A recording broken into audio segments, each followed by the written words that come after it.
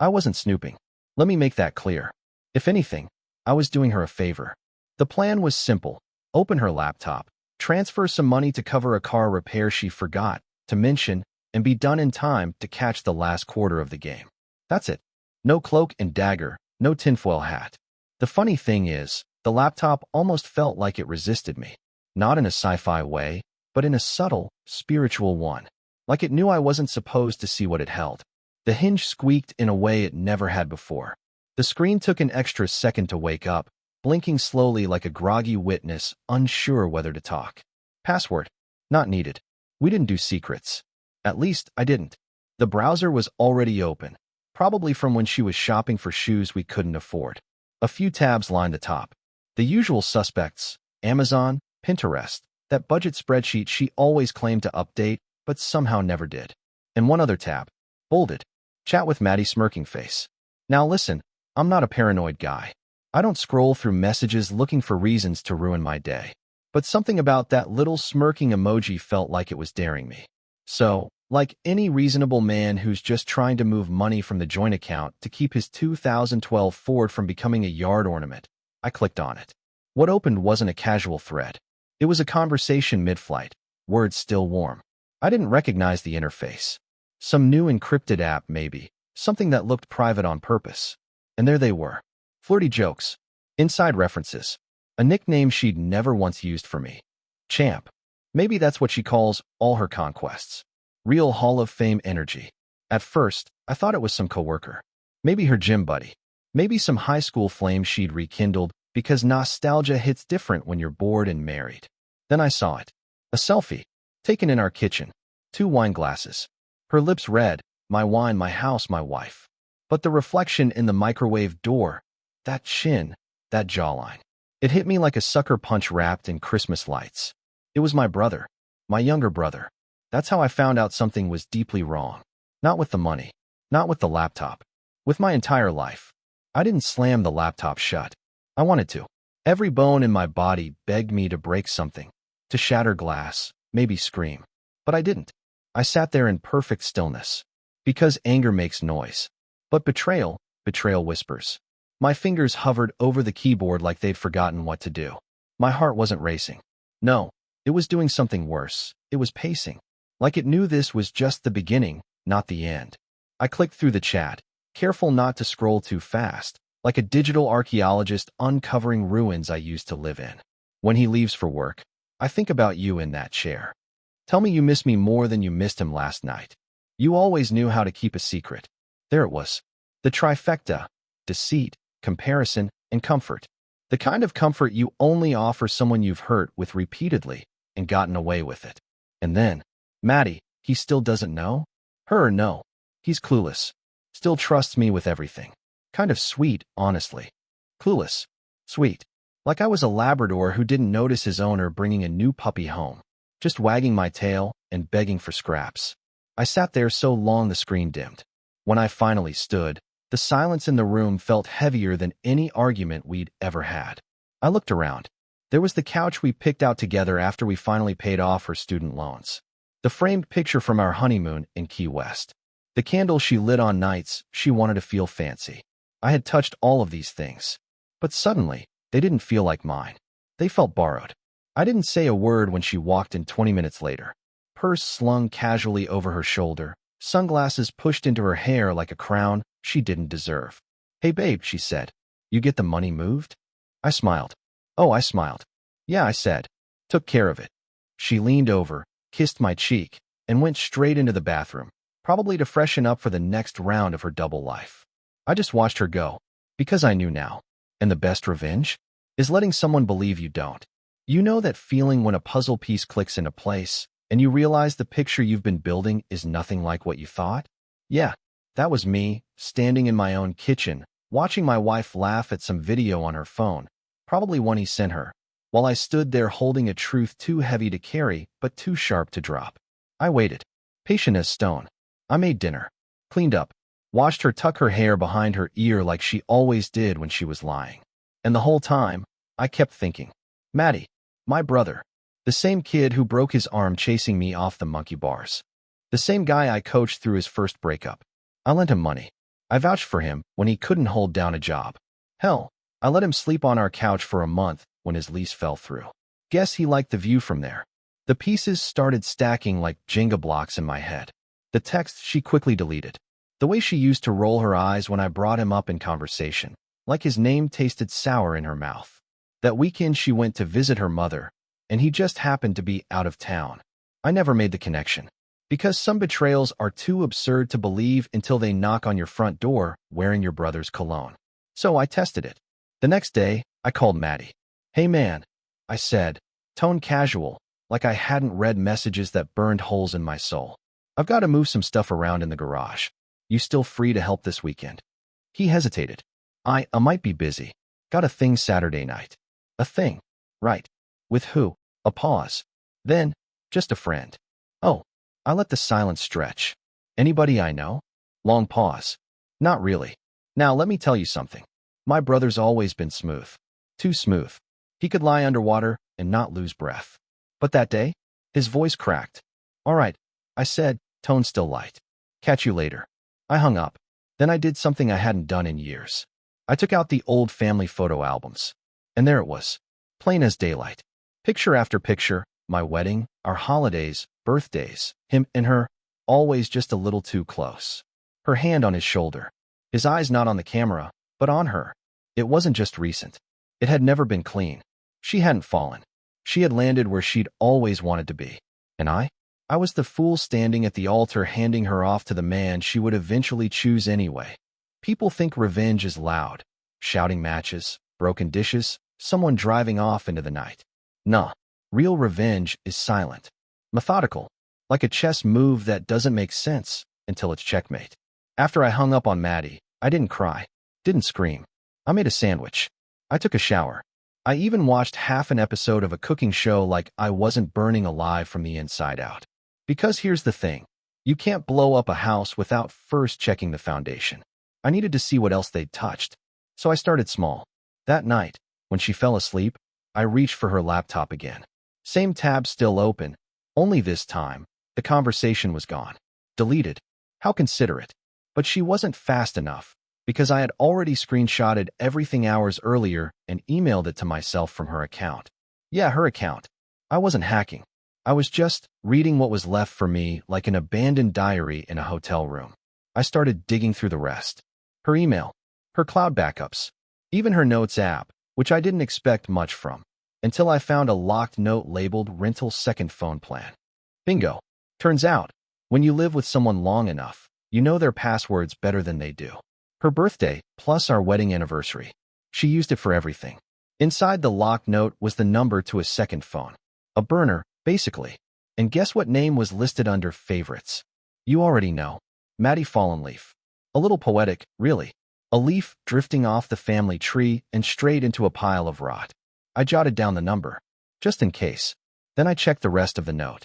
Rental receipts. Dates. Times. An address. Room 204, West Ridge Inn. Twice a month, like clockwork. She was methodical. I'll give her that. Always claimed she couldn't even remember our Netflix login, but somehow managed to juggle hotel bookings like a traveling salesman with a double life.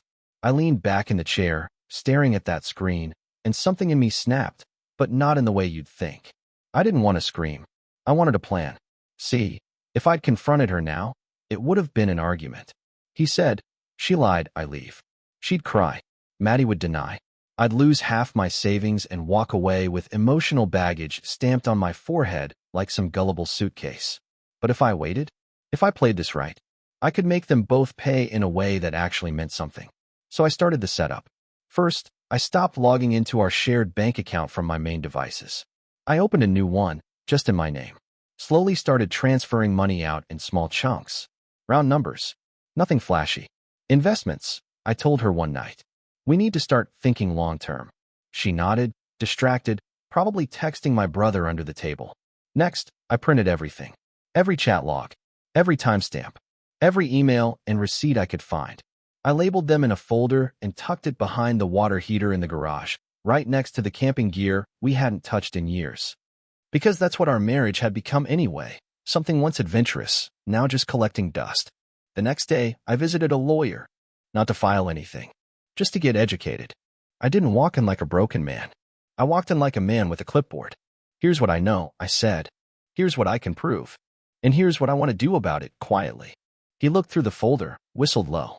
Well, he said, flipping a page. If this is your brother, that complicates things. Not for me, I said. I'm done playing defense. We talked logistics. Options. Property. Custody, though we didn't have kids, just a dog we both loved like a furry hostage. Look, he said finally, you've got a few plays here. But whatever you do, don't tip your hand early. You want this clean? You wait. That night, I came home and made dinner. She smiled when she saw her favorite salmon, asparagus, wild rice. Lit a candle. Played her wedding playlist on Spotify. She even poured a glass of the wine she used to save for special occasions. You're in a good mood, she said. I smiled back. Just grateful, I told her. And I meant it. Because I wasn't walking around blind anymore. She reached across the table and touched my hand. We've been really good lately, she said. Haven't we? I looked at her fingers. Painted nails. No wedding ring, she hadn't worn it in weeks. Yeah, I said. Feels like we're finally getting back to something real. She beamed. I didn't. There's a certain kind of calm that settles in when you stop hoping for honesty. Not sadness, not rage. Just clarity. Like when you finally accept the car won't start, not because you don't love it, but because the engine died months ago, and you just kept turning the key like a fool. That was me. Except now I wasn't trying to start the car. I was already halfway down the road, walking, grinning, blueprint in hand. It was Thursday morning when I told her I had a weekend work trip. Conference in Sacramento. Boring stuff. Lots of charts, bad coffee, and suits trying to out-buzzword each other. She smiled too quickly. Oh, that sucks. You'll be gone all weekend. Friday through Sunday, I said. I'll leave the car at the airport. Should I drive you? I shook my head. I already booked a rideshare. She nodded, casual as ever. Almost too casual. I wondered if Maddie already had a key to my front door. So Friday came. I packed a suitcase with nothing in it but a travel-sized shampoo, an empty folder, and a copy of The Art of War, because if I was going to war with my own blood and wife, I might as well bring the classics. I kissed her on the cheek. Be safe, she said. You too, I replied, and meant it, in a very specific way. As the rideshare pulled away, I watched the house get smaller in the rearview mirror, then told the driver to take me 2 blocks over. I got out, thanked him, and walked back through the alley like a man on a mission. Because I was. By noon, I was set up 2 houses down in the spare room of a friend's guest house. Rick, an old college buddy who owed me a favor and didn't ask questions. What's this about again? He asked, tossing me a spare key. Think Catch Me If You Can, but without the charm. And the guy I'm chasing is sleeping with my wife. Rick whistled. Ruthless. I nodded. And very punctual. We waited. For PM, no movement. 5:10, her car pulled into the driveway. 5:47, a second car. Black. Low suspension. Custom plates that said Maddie B. Of course they did. Rick, watching from the window, let out a soft chuckle. Wow, he said. He brought his own ego with him. We didn't storm the house. That would have made it messy. Too easy to twist. Too easy to cry you misunderstood. It's not what it looked like. We were just watching Netflix on mute with our pants off. No, I needed undeniable proof. Evidence. Not just of the affair, but of the smugness. The comfort. The sheer casual disrespect they thought they could get away with. So, I pulled out my phone. Opened the app connected to the cameras I'd installed last week. That's right, security upgrade. Nest cams. One in the living room, one in the hallway, one in the guest bedroom. And guess who forgot I'm still the one who pays the utility bills? Within minutes, I had footage. Them on the couch. Him dropping his shoes like he owned the place. Her laughing at something he whispered. 2 wine glasses. My dog confused but wagging his tail anyway, traitor that he is. It was all there. But I wasn't done. I forwarded the footage to a private Dropbox. Backed it up to a hard drive. Sent a copy to my lawyer with the subject line, the Maddie files. Then I waited. Saturday morning came. Rick made pancakes. You want eggs? He asked. No thanks, I said. Guilt has enough cholesterol. By noon, I'd already received 2 texts from her. Miss you. House is too quiet without you. Sure it is. That evening, I sent her a picture. Nothing dramatic. Just me in front of a Sacramento conference banner, smiling like a man who doesn't know his life's on fire.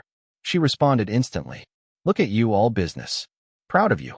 I stared at that message longer than I should have. Then I did something I hadn't done in weeks. I smiled, because I was almost there. Sunday morning, Maddie's car pulled out of the driveway. He didn't even bother to leave through the back. Just strutted to the driver's side like he hadn't spent 2 days desecrating another man's vows. She stood at the door in pajamas. Blew him a kiss. I don't know what bothered me more, the betrayal or the choreography. They'd done this before. They had routines. But the best part? They thought I was still 3 hours from home. So I made my move. I got dressed, packed up, thanked Rick and walked to my car, which I'd parked in a public garage 2 blocks over. By the time I pulled into the driveway, she was on the couch with a face mask on, flipping through a magazine. She looked up, eyes wide. "Babe, what are you?" "Conference got cut short," I said, setting my bag down gently. "Surprise." She scrambled to her feet, hugging me with arms that had just embraced my brother a few hours earlier. I let her, because what's one more lie in a house built on them? She held on to me like she was afraid I'd slip away again. And oh, if she only knew. I let her hug me. Let her press that familiar, rehearsed kiss on my cheek. Her bathrobe smelled like vanilla and deceit. Something told me if I peeled it back, I'd find fingerprints that didn't belong to me. I didn't flinch. I didn't flinch because I had work to do. "How was the conference?" she asked, stepping back. "You look tired." "Tiring," I said. "A lot of repetition. Same points, different suits." She smiled. "Well, I'm glad you're home. I missed you." Liar. But I didn't say that.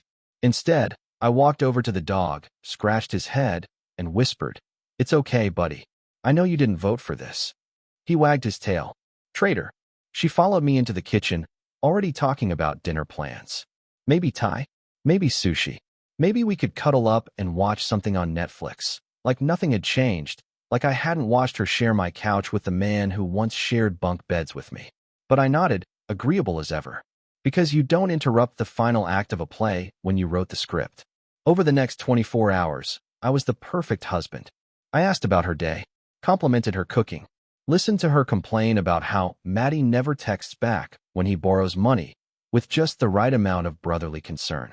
"I told him not to ask you again," she said one evening, curling into my side on the couch.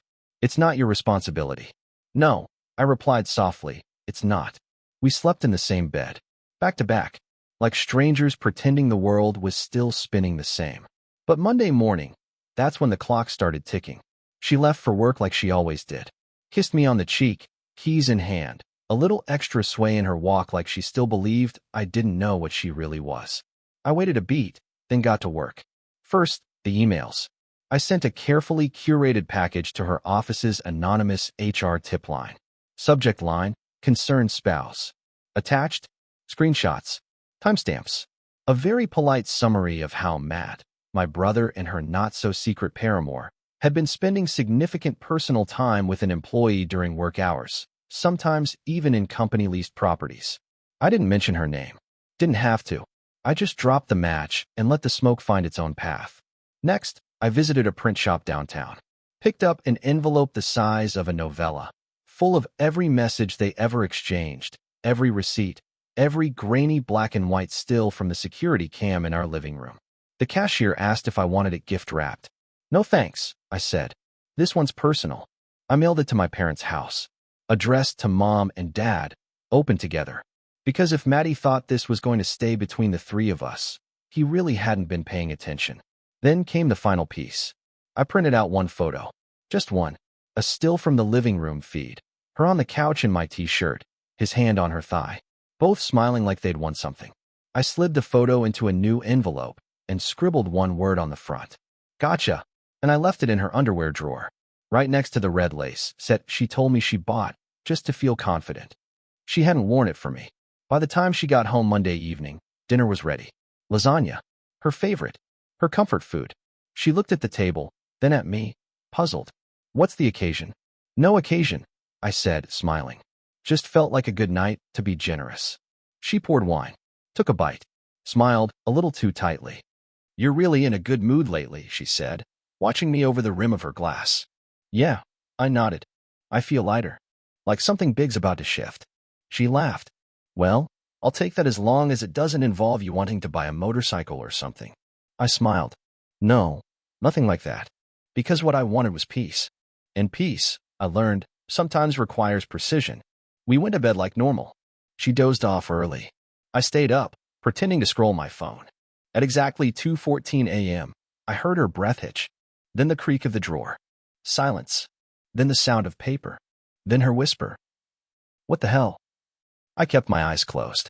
She stood there for a long moment. Long enough to read the word. Long enough for her to know. I knew. But she didn't speak. She slid the drawer shut. Went to the bathroom.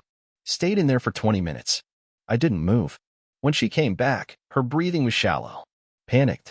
She climbed into bed like she was laying next to a bear mid-hibernation, not sure if she'd wake me or die trying. She never touched me, and I never touched her. The house was silent, but the air was electric. Because now, she was finally afraid. And that? That was the first honest feeling she'd shown me in months. She didn't say a word the next morning. Not during breakfast. Not when she left for work. Not even when I kissed her on the cheek with the same casual, composed expression I'd worn since I learned the truth. But her eyes told the story. Panic. Paranoia. The kind of dread people feel when they realize the knife they used might just be double-edged. By noon, the cracks started showing. Maddie called me. Twice. I let it ring. Then he texted. Bro, we need to talk. Urgently. I didn't reply. What's there to say to a man who stole your wife while pretending to borrow your ladder? By 3 p.m., my parents called. My mother, emotional. My father, quiet, but sharp as ever. What did you send us? He asked. Proof, I said, of who your son really is. Silence. Then my father's voice, low and heavy. You have our support. Whatever you need. I didn't say thank you. I just nodded, then hung up. At 5:42 p.m., my wife came home. She stood in the doorway like she didn't know whether to run or explain. I beat her to it. Check the email I sent you, I said, not looking up from the couch. Her voice cracked. Why? Why are you doing this? I turned. Because you didn't ask that question when it was you doing it to me. No shouting. No tears. Just truth. That night, she slept in the guest room. And for the first time in months, I slept like a man who wasn't being lied to. Maddie showed up the next day. Didn't knock. Just walked right in like it was still 2018, and we were still close. I was in the kitchen, cutting limes. Calmly. You're blowing this way out of proportion, he said. It just happened. I placed the knife down and leaned against the counter. It didn't just happen. Affairs don't just happen. Accidents happen. Betrayal takes planning. He stepped forward, hands out like I was the unstable one. She said you stopped paying attention. That things were cold. I was there for her. No, I interrupted. You were there for you. He opened his mouth, but I didn't let him speak. I'm not going to hit you, I said. Because what I've already done to you is worse. That made him pause. You think the family won't take sides? You think your reputation survives this? You've got a baby niece who won't remember your name. A job at Dad's company that's already being reevaluated. And your golden boy status? I smiled. Evaporated. His voice cracked. You can't just erase me. I tilted my head. You already did that yourself. And with that, I handed him a manila envelope. Inside, the footage, the photos, the emails. A full portfolio of shame. One copy for him, one already delivered to HR at his new job. He stormed out, envelope under his arm like a kid sent home with a behavior report. The divorce wasn't messy. Not because she didn't try, but because I was 10 steps ahead. I had documentation, evidence, witnesses, even the neighborhood cameras showing Maddie's car parked out front when I was supposedly in Sacramento. My lawyer called it the cleanest dirty case he'd ever handled. She tried to plead her case one night, tears, guilt, the works. It was a mistake, she whispered. It got out of hand. But I still love you. I studied her face. The mouth that had lied. The eyes that had betrayed. No, I said, you loved the version of me that didn't know better. She blinked. I can fix this. You can't fix a shattered vase with hope and apologies, I replied. You sweep it up and move on. Carefully. The next morning, she packed a bag. I helped her carry it to the car. She looked at me one last time. I never thought it would end like this. I shrugged. That's the funny thing about endings. They only feel sudden when you weren't paying attention to the story. And then she drove off. Not to Maddie's. He wasn't exactly rolling out a welcome mat anymore.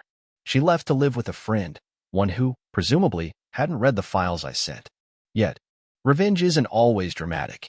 It's not fire and fists and keying someone's car. Sometimes it's simply letting people trip over their own lies quietly. Matty lost his job 3 weeks after everything came out. Company image issues. Family-owned businesses don't like scandal, especially when it wears their last name. My ex? She lost more than a marriage. She lost her narrative. Turns out, it's hard to sell. He neglected me when there are timestamps proving otherwise. But me? I moved on. I sold the house. Bought a modest place on a quiet street. Kept the dog. Changed the locks. Changed the rhythm of my days. I went to therapy not because I was broken, but because I refused to carry their mess into my next chapter. And one afternoon, while organizing the garage, I came across an old photo of the three of us, me, her, and Maddie. I didn't rage. I didn't cry. I just smiled, because they tried to bury me in lies. But I didn't die. I dug out. I stood up. And now? Now I'm the one writing the story. They're just the footnotes.